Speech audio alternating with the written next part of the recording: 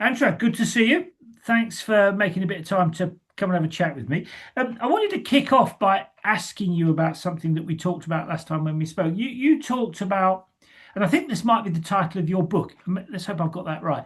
You talked about reinventing cold. Cool. What did what did you mean by that, and why is it important? So the book is right here.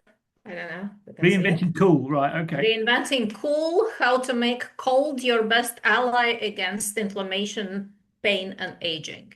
Okay. So the book is a result of my more than a decade in the industry, which is still quite new. I actually was one of the people who started it, so to say. It was a very niche offering back in the day.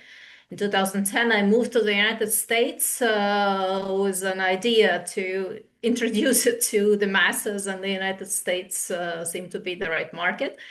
There was no awareness, there was no actually interest in it much because we are talking about not just cold, like cold water or cold shower. We are, in this case, talking about temperatures that go well below minus 100 degrees Celsius and exposing a naked body to that temperature. But so the book came out of kind of necessity because the modality, the interest about using it was taking off.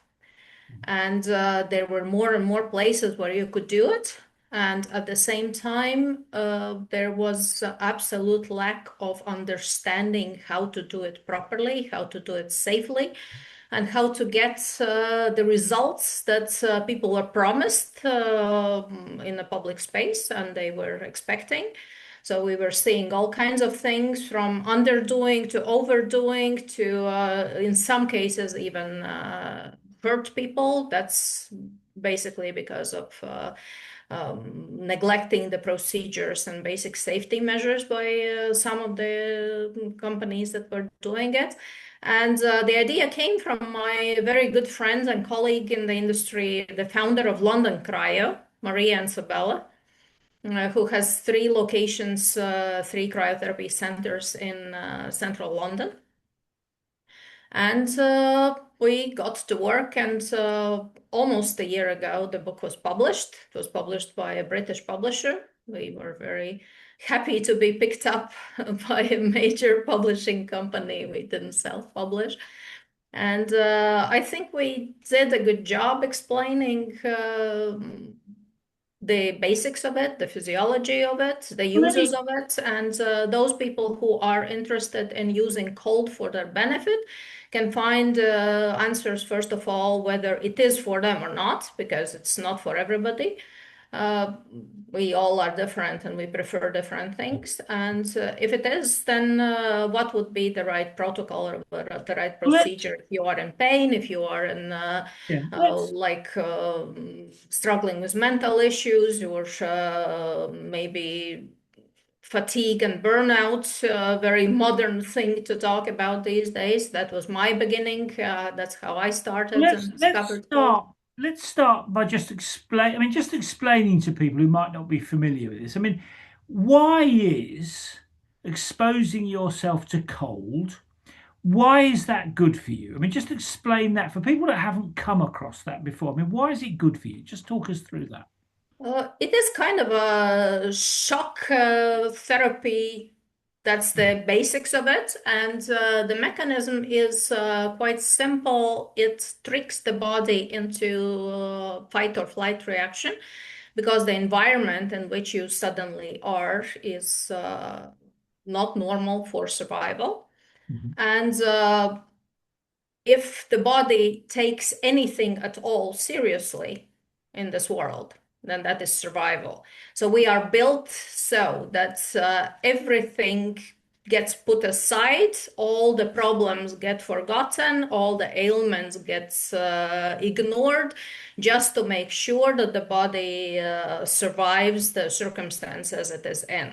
And in this case, it is just a trick because there is no real threat to survival. We just use super low temperatures so that the receptors from the skin give the signal to the brain that, oh my God, this is not normal. This cannot be endured. Yeah. And as a result, all the mechanisms that the body possesses for self-protection get triggered at the same time. So, and as that happens, there is a cascade of very beneficial bodily reactions from improved blood circulation that obviously does many good things. It delivers more oxygen and nutrients to your vital organs. It helps fight inflammation and things like that. And there are many other beneficial things. But as long story short, it is just a way to trick the body in taking the best care of itself. And why it is important, especially now, because people have forgotten how it was to live in cold environments, to have winters, to protect themselves against natural forces. And so we don't experience those physiological stresses anymore because we are always in heated or air-conditioned environment. We are very like dormant in our ways of moving or not moving and so on. So that is one of the reasons. Cold it is just one of those shock therapies or that And, has become popular lately. There are several others, but the principle is all the same. and let me ask, how does it work in practice? I mean, is this, I see people that are going cold water swimming. Is it people that are getting into cold baths? Is it so? I mean, how does it work in practice? I mean, what sort of things are people doing in practice?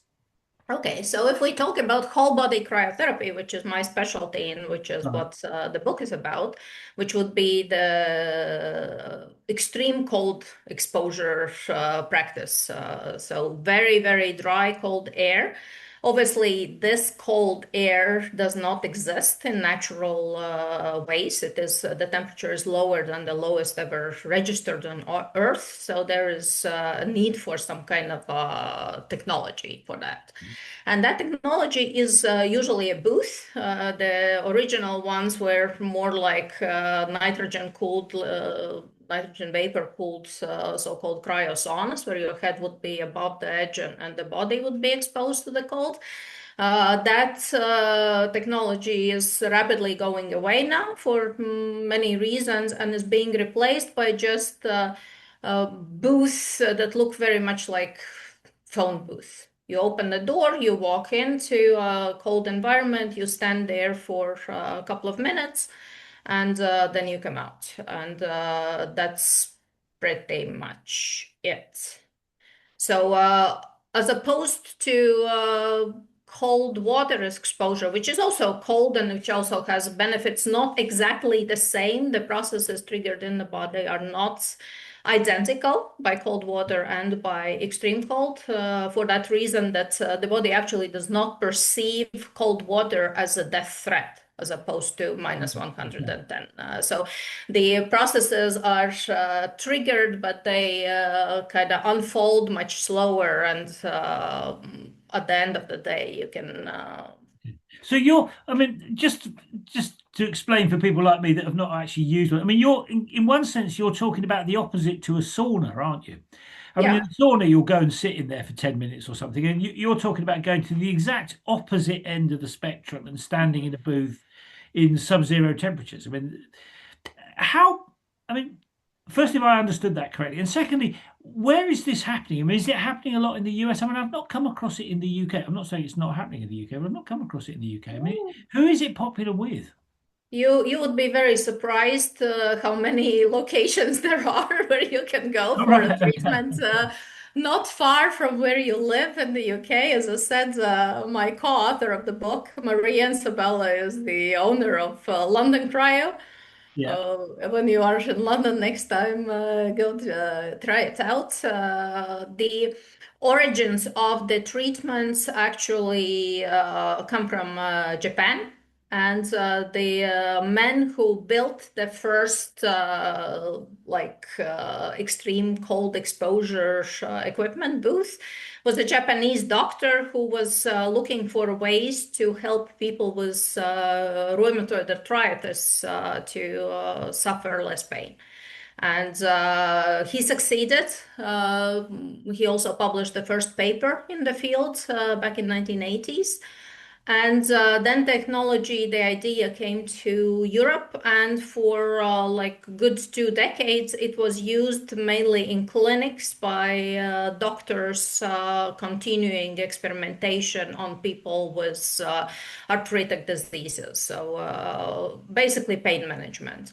Then, once it got to the United States, the process in which I was involved as well, the first who picked it really up and believed in it were professional sporters. So, professional sports teams, Yeah. at the moment, it will be hard to find one in the United States. And National Football League or NBA or NHL where there is no cryotherapy chamber in the premises. And let me ask you, the evidence base for it working. I mean, what is it exactly that they're trying? I mean, is it just pain management? Is it, I mean, what is it that people use it for? And what's the evidence that it works? I mean, just talk us through that. Yeah, so it is pain management in a large part, but not only. And when people jump into like explaining all 25 or whatever benefits of cold, they usually get lost and the audience gets lost. So we like keeping it simple and short and reducing it to basically two things. One is immediate pain relief because of just nerve conduction velocity decreasing. So basically, in that cold environment, your nerves lose ability to transfer pain signals, and pain Okay. is not a physical thing. Pain is a signaling thing, Yeah. right? So it is not unusual that people who step into a cryo chamber with quite severe aches or pains step out a minute or two later and say, oh, it's gone. So in this case, that gone is not forever. It's just a immediate reaction to cold and that trigger that And stops how does you that? from feeling pain. I mean, you go in and you come out feeling better. I mean, how long does that last? I mean, what impact does it have on the body long term? So the if you did it just once, then it depends on what condition you are in. So if you are a perfectly healthy person and you didn't have any aches or pains or anything, your like first reaction would be feeling just super energized Right. because the process that gets triggered, so first of all to protect the core from temperature lowering, because the core temperature is what actually matters, the body temperature we also call it, right? So to keep the core temperature stable while you are inside the cryotherapy chamber, all blood from the peripherals, the body kind of sacrifices the Yeah. peripherals Yeah. for the core. So all blood from the peripherals comes to the core to keep you warm, and that means higher blood pressure, more blood supply to the vital organs that are all around the core. And then after you step out of that extreme cold environment in the body, it's like you were being chased by a mad dog and running for your life, and suddenly the dog is gone. So this is what is your reaction? Like thank God, right? And the body relaxes and the blood returns to the peripherals, and that is that moment when you physically can feel the blood circulation improving. Suddenly, you feel alive very much, and that reaction lasts for a couple of hours. After that, there also one more thing that people report usually is they sleep like babies that night, the following night, They because have to sleep. Yeah. it Okay. has everything to do with nervous system stimulation. Initially sympathetic and then parasympathetic. Sympathetic is that moment when your adrenaline rushes and you like, oh my gosh, what is happening? Am I gonna survive? And then the parasympathetic reaction steps in and you feel very calm and great. And does But to answer your question just about how long and how often, so if you were in pain, you would probably start feeling that pain coming back a few hours later, slowly but steadily. If you wanted to get rid of that pain, there usually is a somewhere in the body a deeper reason for why you are in that pain, and that deeper reason is almost always some kind of inflammation. And that blood circulation that is being stimulated by cold exposures, if they are regular, reduces that inflammation. So if you were suffering from chronic inflammation and related pain, you would have to go use colds quite regularly, let's say 3 times a week for a little while. Right. Until you start really feeling better, because that reaction, the first one is just the first one. It's like a little bump and then it goes back. But the body is in dynamic equilibrium, so there is an adjustment. So if you keep triggering the same reaction over and over again, it does not return to the same level where it was initially anymore. It kind of starts adjusting. So And if you that is use the the therapy regularly, it helps improve your or reduce the level of inflammation across the board. Yeah, the inflammation is the most proven reaction, because inflammation usually is poor blood circulation related in some part of the body which is somehow impaired. It's either because of lack of movement or maybe the injury or something else. So the inflamed areas usually suffer from insufficient blood supply. And once you are boosting that blood supply, and everything good comes with blood, so blood delivers oxygen that the tissue needs and takes away the waste products and everything.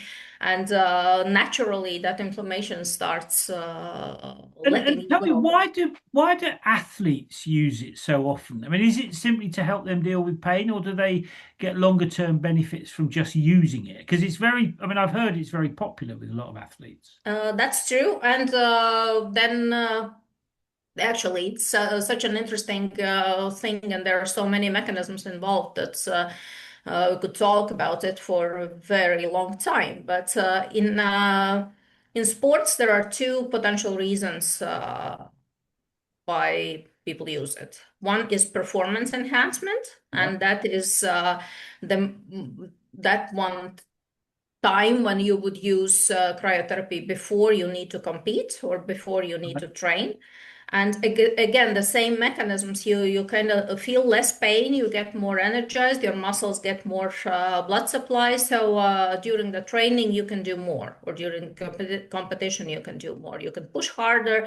Usually, people who are like, I started dealing with CrossFitters back in the day in the United States. Their ability to lift or to push or pull increases dramatically after cryotherapy. For that particular reason, you feel less pain, you have more blood to your muscles. So if you do cryotherapy before and do it at the right time, not right before the activity, but about an hour or so before, then you can benefit from performance enhancement. If you do cryotherapy after, then similarly, the same mechanism step in, but then weirdly enough, it helps you calm down and like relieve your soreness, muscle soreness, Help you recover. and calm your nervous system. Competitive athletes usually are very kind of aroused after training. It's very difficult for them to relax and to sleep, so that is another reason why athletes would use it. So just to summarize, then, so cryotherapy is good for helping you perform better if you're in sports and helping you recover better. That's really what you're saying, isn't it? Mhm. And you've just written a book about this. I mean, what is it you're trying to achieve? I mean, why write a book? As I mentioned briefly, the reason why we did write the book was all the misconceptions and misunderstandings, and so because the technology was kind of spreading, and the reasoning and the training that would have to come with technology was lagging behind. So what manufacturers usually would do, they would deliver you the equipment if you are a location owner or a center owner, and they would teach you how to use that equipment, which button to push when and where, and give you a technical manual. But they would be very brief, or miss that step at all in terms of training you and your staff how to use it properly. And because there are so many different reactions involved, and we're dealing with extreme cold, there are ways to screw it up. There are ways to like overuse it. There are ways to use it not enough, so that the person pays money and comes, and at the end of the day says, sorry, I didn't feel any benefit out of it. And that reason is solely the wrong use of it. And then the boom, like the craziness of cold water immersion started also happening. And then there are all kinds of people who saying that like whole body cryotherapy is nothing but a cold bath, or ice bath on steroids, which is absolutely not true. And all these things taken into account, and my friend Maria, who was very interested in educating her own audience, and also help other business owners educate theirs. I was more on a B2B like type of business than she was real B2C. So we put all our knowledge, all the research references, everything together to create like a simple manual for basically people who are providing treatments if they were not trained properly.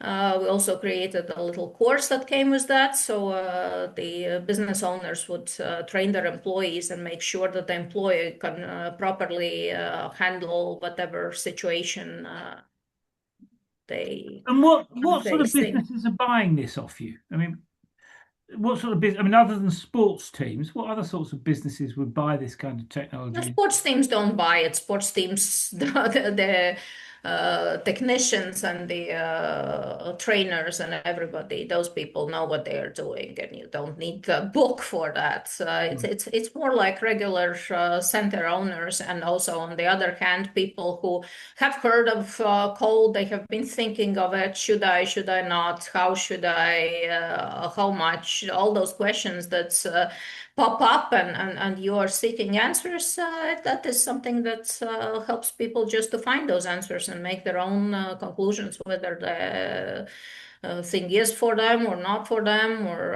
if it is, then how to make most out of it. And that's pretty much what we were doing and are doing with the book, is closing the gap between like interest and availability of information in the places which actually should be educating the public, but it doesn't always happen. And what set you on this sort of path, really? I mean, what's your background? How did you end up sort of working? Because it's an odd area. I mean, how did you end up sort of working on this? Yeah, it is an odd area. So, my story of getting involved in the business is more than odd in many ways. But it all started back in early 2010 in Latvia, where I'm from, and I'm gradually returning. I happened to walk out of my last paid job, just turned around and walked out, and said, I'm not gonna come here ever again. And I also promised that I wasn't going to have a boss in my life ever again. Right. And it was like a result ending of a very, very stressful period. I was running a 250 people company as a CEO through all the craziness of 2008 financial crisis. And I would have to say that I was not in the best place physically or mentally after all that experience. I was super tired. I couldn't sleep. My energy was low, and so. And I had seen an advertisement of whole body cryotherapy before, but I always ignored it because I didn't have time, and then whatever. And then suddenly I had all the time in my hands because I didn't have to go to work and say, okay, this is probably the time to try it out. And I did. And I was very happy with the result right away. I will always remember that early spring day when I walked out and suddenly it's like, what am I worrying about? It's like life is beautiful, the sun is shining, birds are singing, and energy is flowing through my veins, and so that was the first day, and that was how I fell in love with whole body cryotherapy. So I signed up for 10 treatment course and then for another 10 treatment course. In the process, I lost a few pounds, which was not expected, but it's a side effect, can also happen. And that same summer, a friend from America was visiting Latvia. And I absolutely accidentally introduced him to whole body cryotherapy because we were next door. And although I was not supposed to go to my treatment that day, we were walking by and I asked him, do you mind if I just, because the treatment is very short, it's just 3 minutes. If I jump in and out and I'll do my treatment and we keep going. And he said, no, of course I don't mind, but I want to know what it is. So I we both walked in. I introduced my this super big American man, like 250 pounds or something, to what was happening there. He tried the whole body treatment. He came out. He went back home. Nothing. And then 2 weeks later, the craziness started. First email, like, "Oh, I am still thinking about it. I cannot forget about it." It's like we don't have anything like this in the United States.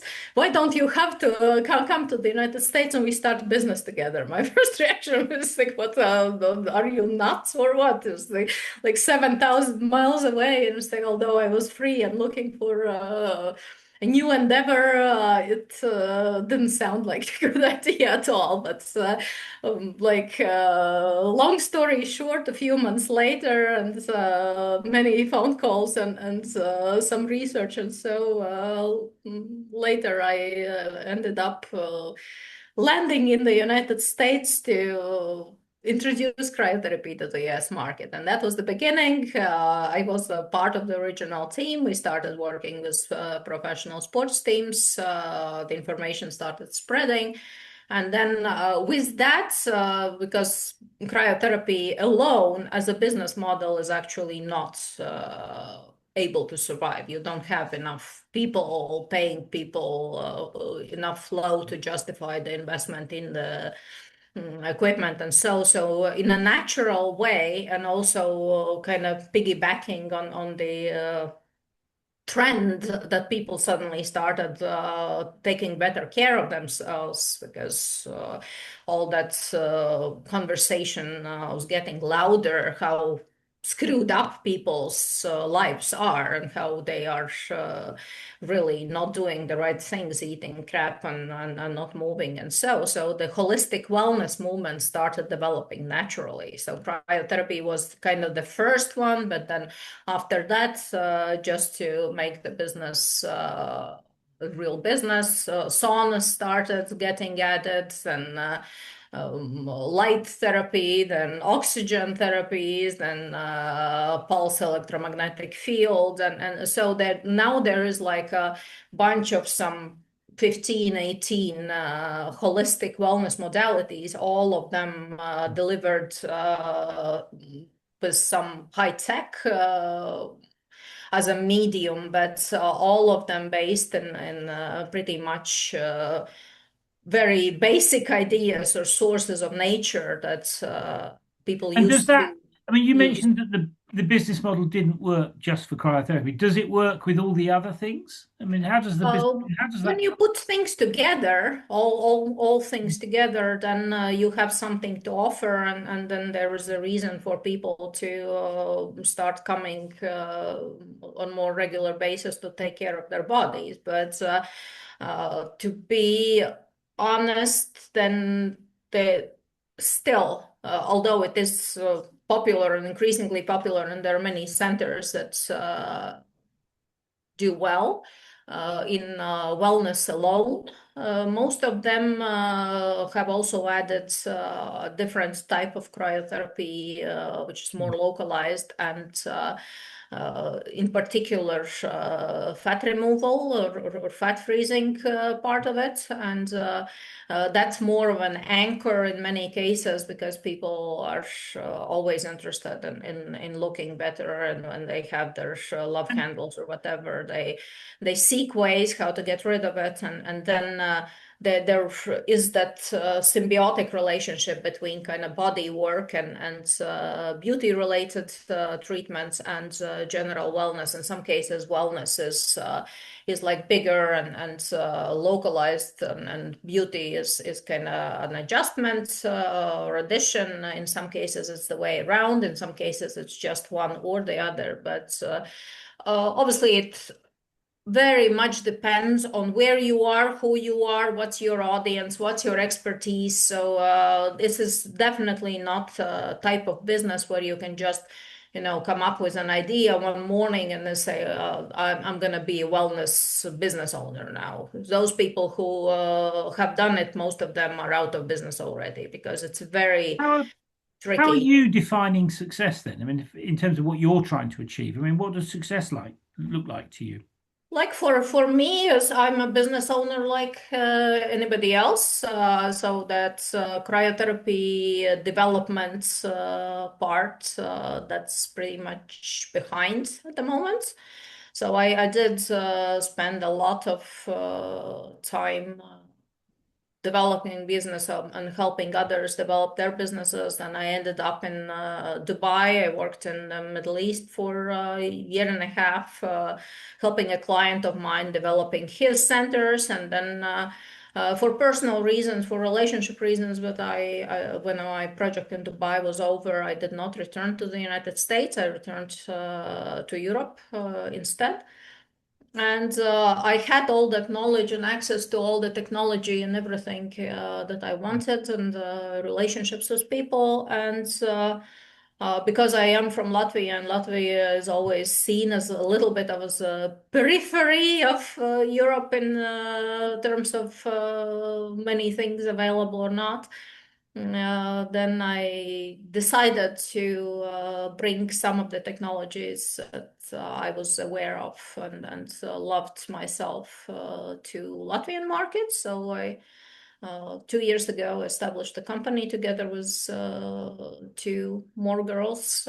We have a equipment distribution company in Latvia, and also are launching a B2C part adjacent to that business as we speak. So I'm your regular business owner. So those people whom I used to consult and teach and educate and whatever, they are my peers now. So I have dropped that help other businesses do business part somehow naturally. It just happened and become a business owner, But basically. in terms of the reinventing cool idea, I mean, what does success look like for that? I mean, is it that everybody suddenly understands? I mean, what are you trying to do in terms of re-educating people about cool? I mean, what is it you're trying to achieve on that front? I get your point about, trying to stop all the kind of half-baked nonsense, but what is it you're trying to achieve in terms of educating people more broadly?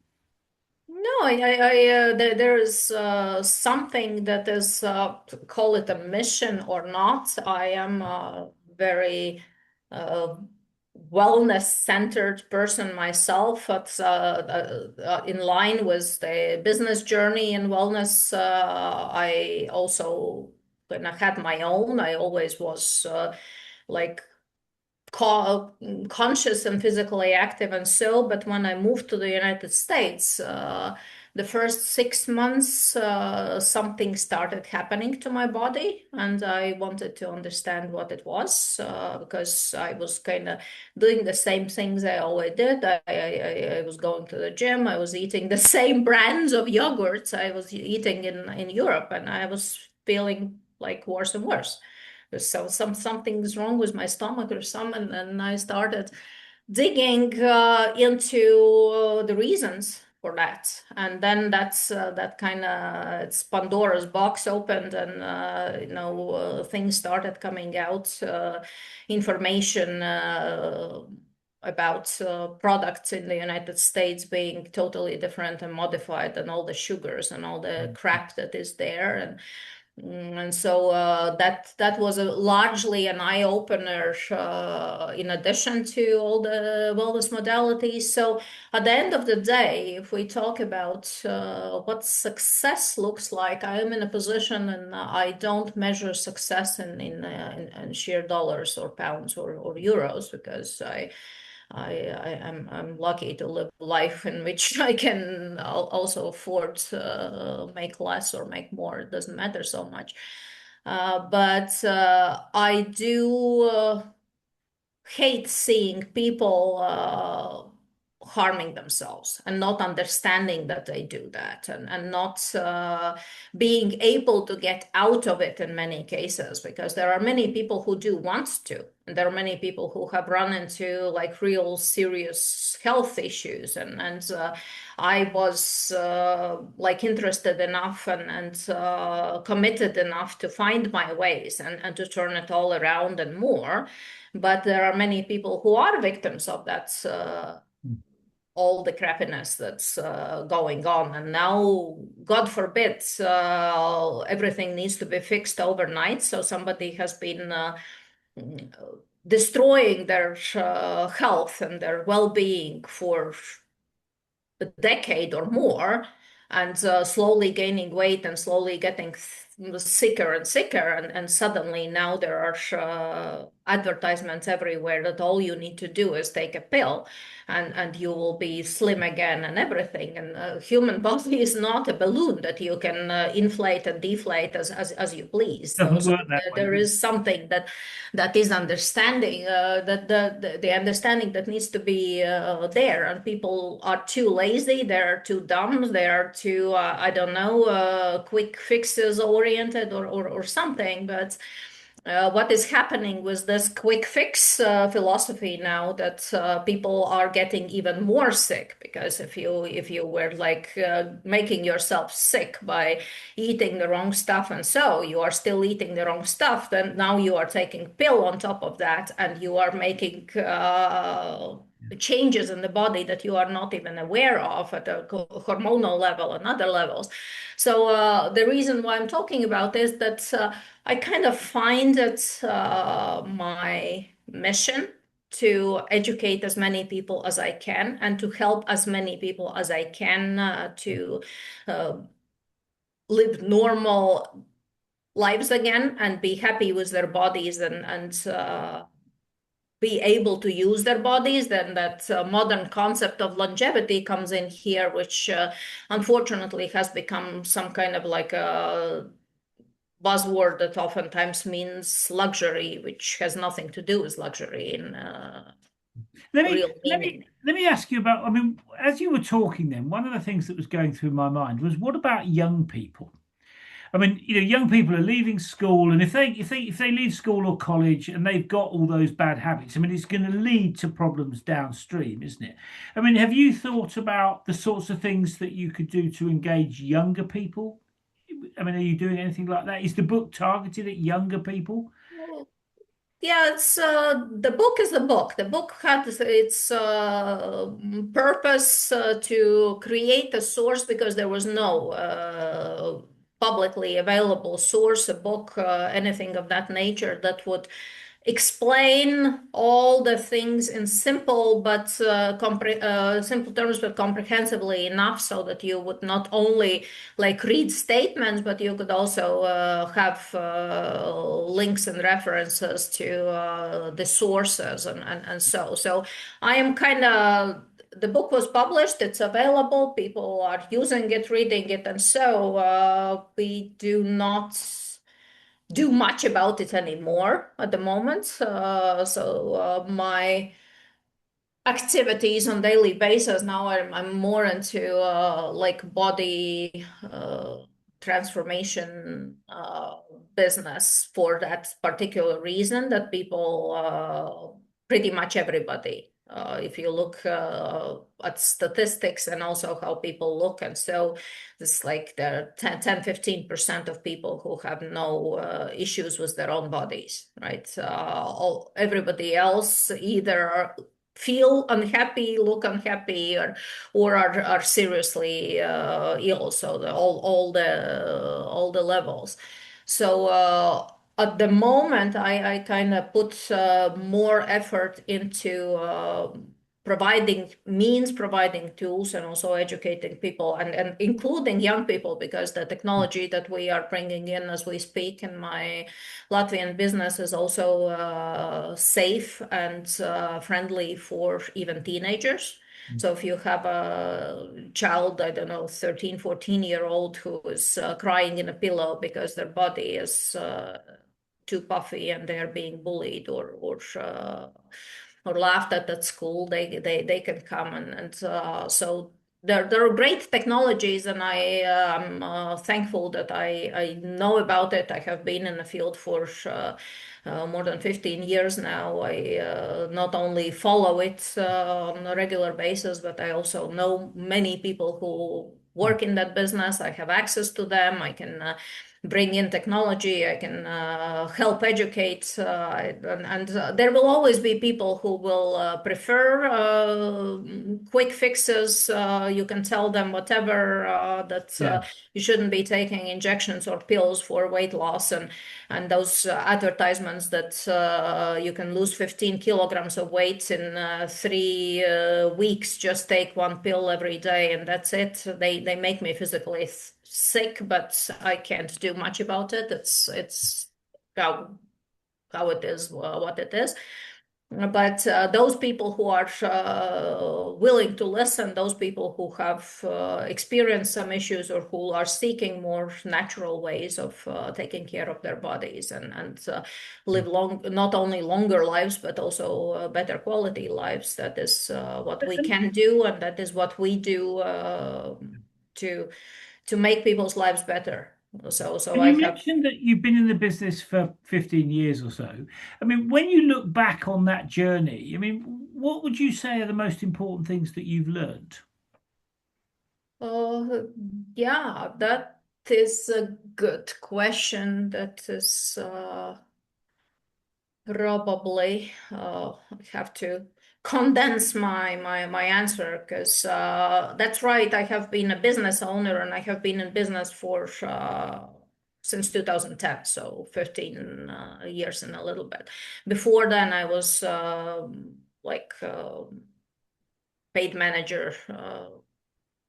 Always doing uh, high level but paid jobs. In being a business owner, the first thing I would always tell people, and I'm telling myself, don't do anything unless you have your why clear.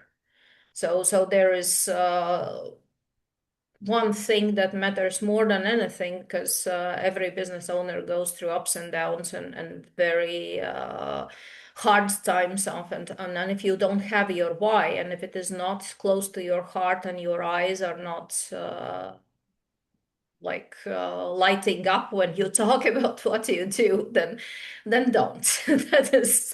That is just like a kind of way of I don't know what it is, masochism, self-torture, if you Yeah. don't. I mean, you're not the only person I've heard that said that, you know, that if you don't love it, don't do it. But let me ask you, you mentioned that there are a lot of ups and downs. running the business. I mean, a lot of people talk to me about that. Sometimes it gets described as a roller coaster. There's good days and there's bad days. I mean, what is it about this particular agenda, about the kind of reinventing cool, that kind of gets you out of bed every day to ride that roller coaster? I mean, what is it that is so important about this to you? No, as I said, the answer will largely be the same. So first of all, you have to do something good to people. You can't only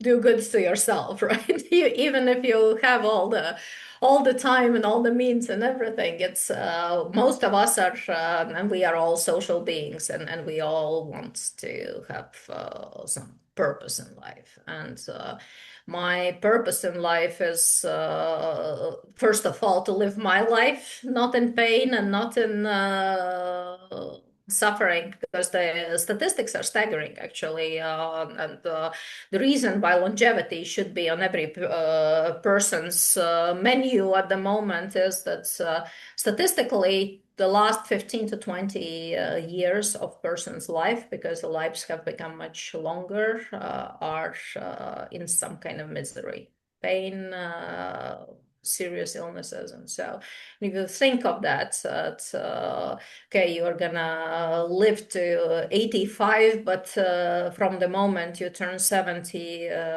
you're gonna Hmm. be suffering.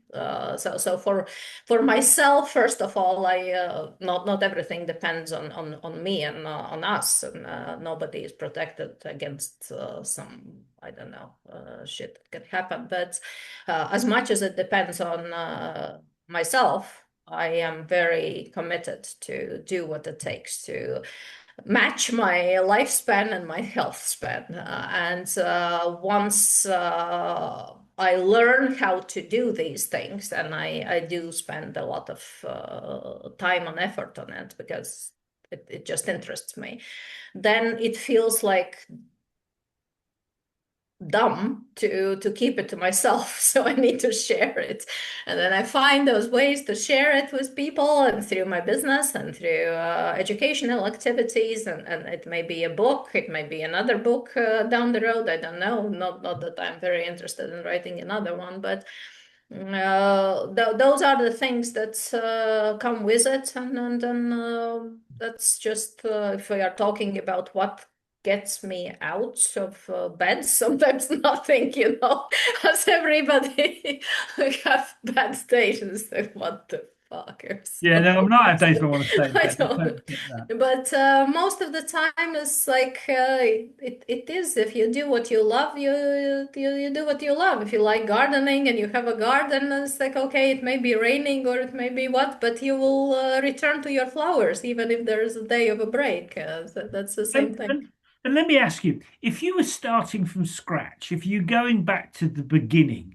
knowing what you now know, is there anything that you would have done differently if you were doing it again?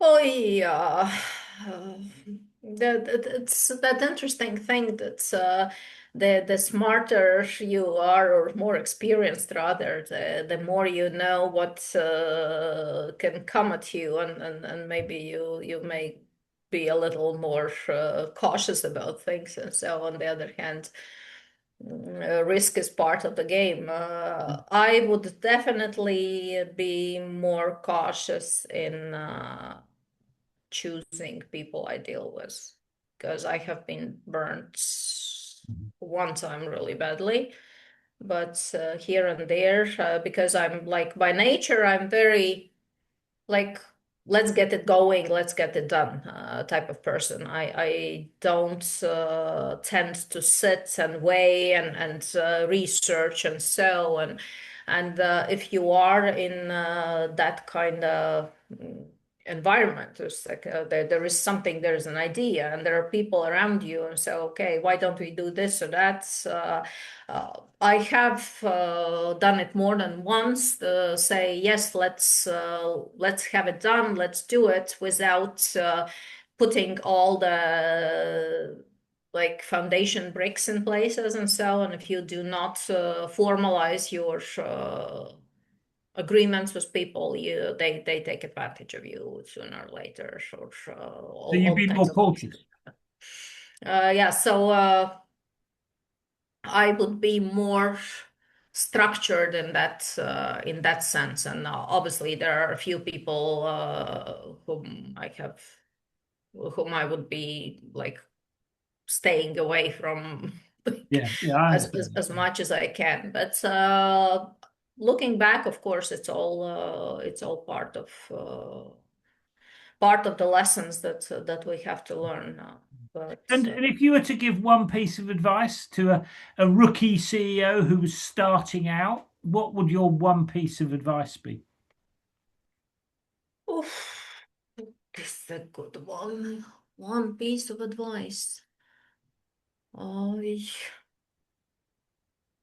yeah, I should have thought about it better, I guess. I I would say compromises are part of the game, but do not compromise with who you are. Don't compromise with yourself, because that is something that's if you kind of start having that internal bug that scratches you and Yeah. makes you question who you are or what you did and why you did it at the end of the day. It's like make compromises. They are necessary, but not with who you are. Don't And I don't think sell your soul to don't sell the your soul to the devil. devil. Absolutely not. I Yeah, mean, I think that's a great piece of advice to end on, actually. I mean, don't sell yourself is a really important thing to remember, isn't it? Because it's, yeah, you've got to stick with the things that are important as you build the business. So, Antra, thank you for making a bit of time to come and have a chat with us. I mean, absolutely fascinating. I mean, I really had very little idea about the kind of the reinventing cool thing, but I yeah. certainly think it's a very interesting area. And so thank you for coming and sharing that story with us. And good luck going forward. I mean, I'm sure that it will benefit lots of people. So thank you for making Yeah, time to I hope come and have so. a chat Thank about you, it. Paul. Thank you for having me. That was fun and a pleasure talking to you. Likewise. See you soon.